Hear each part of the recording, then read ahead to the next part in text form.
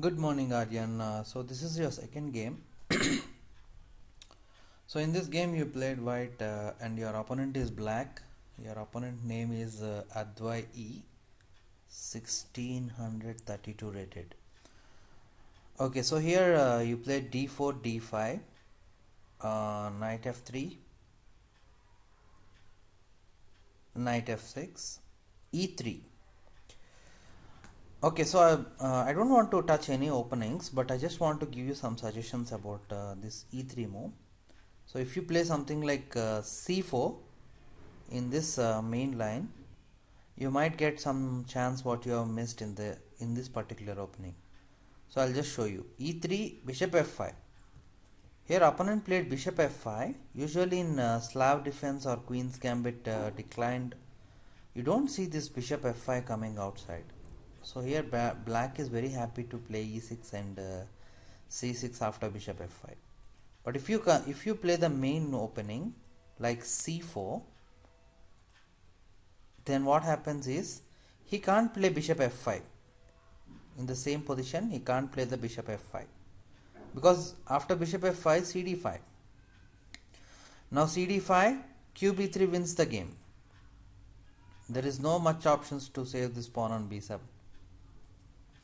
If you go back bishop to c8, it's clearly losing of two tempos.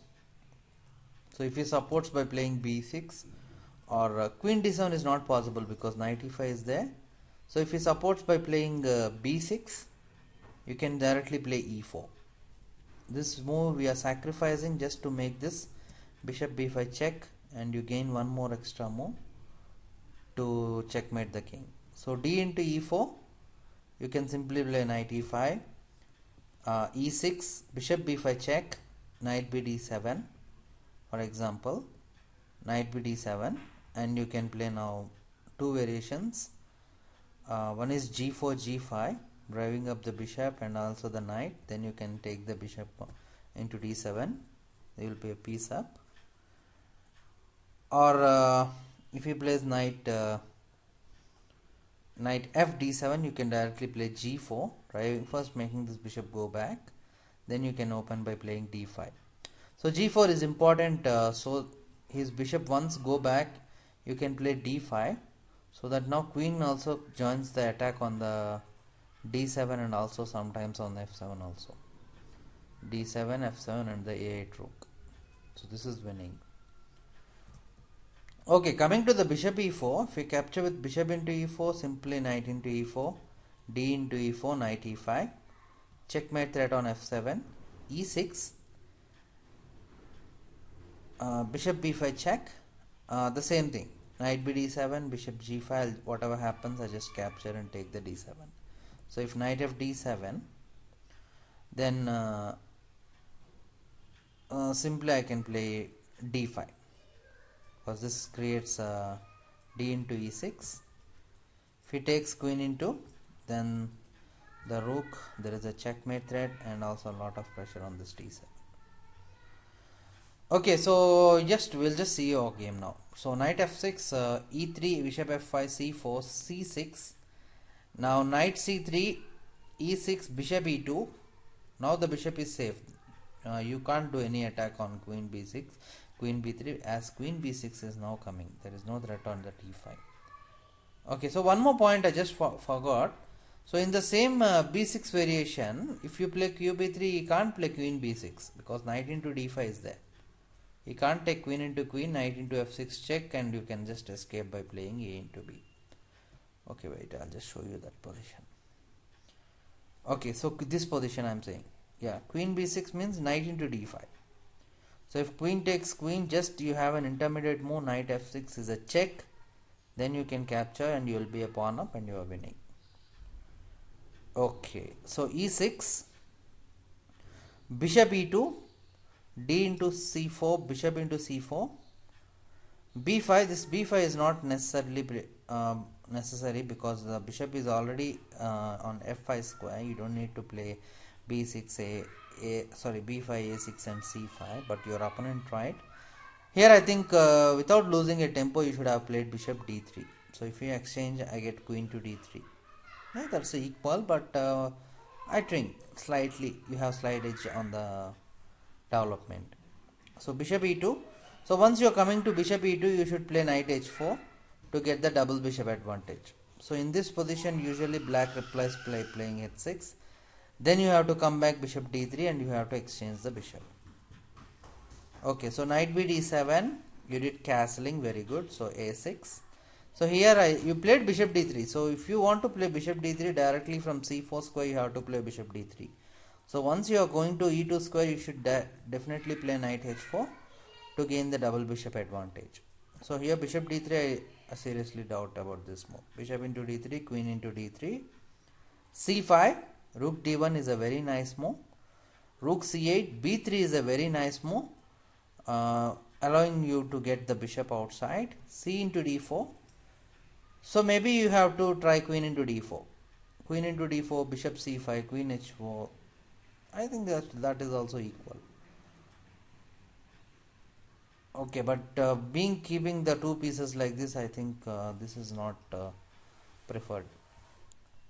So bishop e7, h3, castle, bishop b2, q b6. This is a very normal move, so there is nothing much to analyze. Rook a c1, rook f d8, queen e3. Okay, so now the game is in very critical position. So opponent is just occupying the d5 square, where you have to suffer this isolated pawn on d4. You might try something, some breaks like knight e5. That should be definitely your main option. And this rook should be on the e1 even instead of just supporting the d5. So before you played rook d1. So I'm not saying you to play rook e1 right now. But if you get a chance, play b3, bishop b2. Then just keep the rook on the open file instead of just defending. Then knight e5, sometimes knight f7 sacrifice might work sometimes. So q b7, I don't know what is the point. Just you want to maybe occupy the d5 square for the queen. And d5, very interesting. After this move, the position became very strong. Bishop c5, queen g5. Oh, sorry, queen d2. I don't know why you kept the queen and a pin like this. So knight b6, queen g5. Now you see you're forced to lose so many tempos. h6, attacking the queen. Queen here, bishop d6, again queen h4. Now he simply grabbed the pawn on d5. So sometimes you are going little too aggressively, and some positional mistakes you are still committing, and some part of opening mistake is also there. And I really didn't saw any of your end game positions, so I can't really judge your end game. So knight into d5 is the only option. Knight into d5, queen g4, attacking the g7, bishop f8 is the only move. Rook c8, rook into c8. Here knight d4 is very, very interesting. See, most of us will be affected by this some sacrifice, like knight into e6 is very nice. But you tried in this game, I don't know. Knight into e6, f into e6, queen into e6, attacking the knight. And whatever he plays, you thought like queen h6, you get 3 pawns, and at least queen f7 is good. But here I found immediately like knight c3 is gone. Like knight c3 is closing the bishop diagonal, so you can't take queen h6 now. So knight c3, and if you attack, I have knight e2. Sorry, I can even play b4 to support the pawn. So then it will be a piece up, and black is definitely winning. But he played a blunder, knight b6, queen h6 check, king here, queen check. So this is a draw minimum. So you tried for a win by playing queen f7, and you took this, and now your position is clearly better. But I don't know why you gave up. Bishop c5. Just tell me why you captured this one. Queen. Why you didn't capture queen into a6? This rook d8 is a very, very bad move. Okay, maybe this is some tactical error, but anyone can clearly see. Yeah, rook d8, king h7, because I have queen f7 and queen g1. I'm not worried about the rook or the bishop here. Bishop you can't take immediately because rook is supporting. So once you play rook d8 and take the rook, your queen is under attack, and most importantly f2 and g1 is gone, right? So I think don't move the rook, simply take queen into a7. What he can do, maybe he'll take queen f2, just move the king. And yeah, he can't take this one because queen into rook is there. So if he plays rook e8, then maybe bishop c3. If he plays b4, then queen c4. And king h8, you can play even queen g4 because queen h5 threat is there and queen g7 threat is there. You should be definitely better here. Okay, so queen e6, king f7, and yeah, rook d8 is a very bad move. Very bad move. So after king h7, uh, within few moves your game is already lost. Queen a5 is forced to defend the rook, and queen f2. Now you have got king h2, queen f1. Anything is lost. Actually, you have written king h1, but I don't know the notation mistake or your opponent mistake. He played queen f1 and allowed you to play king h1, but what if I play queen g1? This is a simple checkmate. Even though if you play king h2, that is also losing. But yeah, okay, something like this, some position like this, it will come. Okay, so you're playing very good, but I don't know. Suddenly, sometimes you are giving up material.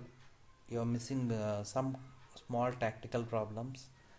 I hope these problems will solve by doing lot of problems. So you can even, if you don't find interesting to read the books or something like that, maybe you just try online like chess.com. You have a tactical course, or play chess, or like chess base server, they have tactics. So you can try them, like basic tactics you can improve, and always you can go further with the openings and everything with the regular coaches. So I hope you enjoy this video, and if you have any doubts you can just call me, or you can just message me at any time. I'll be available. Okay, we'll just analyze the third game in just few moments, and I'll send you all the three games at once. Bye.